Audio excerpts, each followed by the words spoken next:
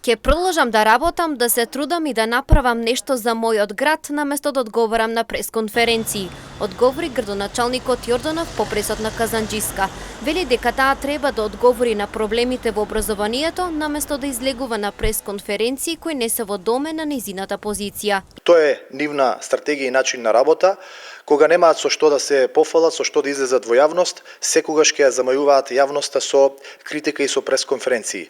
Овие ликови кои што ова последователно го прават се повеќе од 20 години во политиката, го имат уништено Штипи Македонија, конкретно Билјана Казанџиска, која што е втор човек во Министерство за образование, наместо да одговори зошто учениците немаат учебници, зошто се врши современ геноцид на најмладите генерации на учениците, зошто од едно до друго полугодие повеќе од 50 ученици се иселиле од нашиот град, наместо да одговори на оваа примарна обврска која што ја има и наместо да биде на работното место, таа излегува на пресконференции да критикува зошто се случил некој сообраќаен инцидент.